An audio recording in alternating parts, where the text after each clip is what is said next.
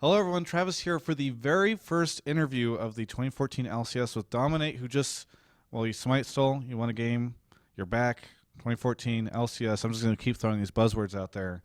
Dominate, what happened in that Coast game? The Coast game didn't really go as we planned. We actually thought they would have like much different bans. We didn't really expect like the Renekton ban and like other things. So it kind of like put us on our plan B, which we weren't as comfortable on. The early game was like really slow. I didn't really have many options in the early game considering like our lanes. Like Lulu Kate's always going to be pushed in. And then you have like Yasuo mid, who's kind of wonky to set a gank up with, especially versus like a barrier champion. And then Mundo top isn't like excellent for ganking either. So I kind of just like had to like pressure lanes by just like sitting in them, not really like ganking and things like that. So the early game like wasn't as exciting as I would want it to be. But yeah, we definitely were able to like bring it back. We had that TP play mid. If we had just acted a little bit cleaner on that, that could have really snowballed the game. That could have been a game-winning play. But yeah, overall I'm like happy. We're all obviously nervous, like we just moved and everything. So it's a situation where we're not playing optimally, but I'm happy that we at least won. Now, I noticed that whenever you came into Smite to steal that, it seemed kind of tight. Like a lot of people would think it was kind of neck and neck. Would you say that it was pretty neck and neck at that point in time, or do you think that you guys were already sort of in a solid lead? No, I think it was definitely like pretty much 50-50 at that point, and they just decided to force the Baron in front of us, and their idea was they were going to try to burst Baron while I was CC'd, but I luckily had the Ancient Golem and a little bit of tenacity, so I was able to like get out of the CC and get in there for the Smite steal early enough.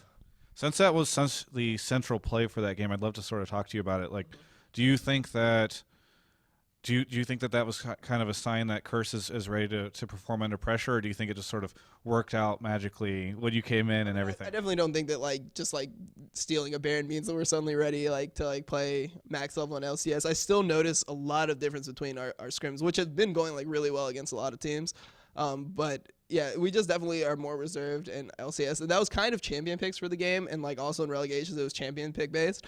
But I definitely want to be able to like make more plays early game and just like have more like early game rotations and things like that to snowball a lead, so it doesn't turn into like these 30-minute farm fests.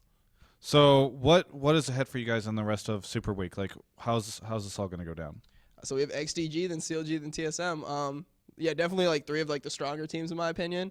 I don't know. I see like all these power rankings and I see CLG and XDG at the bottom, but I think they're both top 4 teams.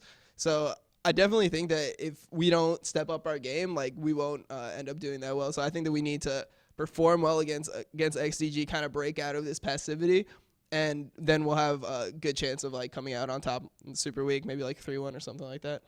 So you said that XDG, CLG, you pit top 4. Does that mean you pit them there with C9 and TSM? Are those your 4 right now? Yeah, I mean, I'm not going to go out and say that we're like top 4 immediately. I don't think it's like it has much basis since we haven't really performed, in my opinion, at a top 4 level. Like, I definitely think that I'm confident in our team. I think that we can get there, but like those are teams that are established. I think they're playing well, and yeah, I respect them greatly. So I don't think that like you can deny them top 4 like everyone else is, I guess.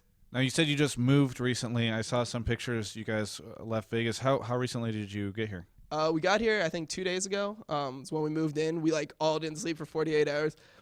Actually, as soon as we moved in, we got all of our computers set up. We had to come right to the studio for filming. So it was just like kind of like rough. Like we didn't get like the only day we practiced was like yesterday, and we're like getting used to like our new computers, like or not new computers, but just like the new feel of like the house and everything. And like all the settings aren't exactly like the same. So yeah, like this week is like kind of strenuous for us. Like we had obviously like a lot of moving, packing, like all that stuff to do. So I think that definitely like affected like the way we'll perform in Super Week. But I mean, coming out with a win on the first game is good, and I think that if we play well and we just like keep on improving, we'll be able to take more games in Super Week.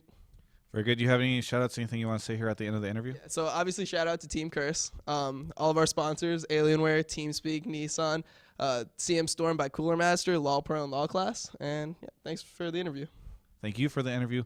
For everyone, this is Travis. At the very beginning of the 2014 LCS season, you can check out the rest of our coverage of the season and more at ongamers.com.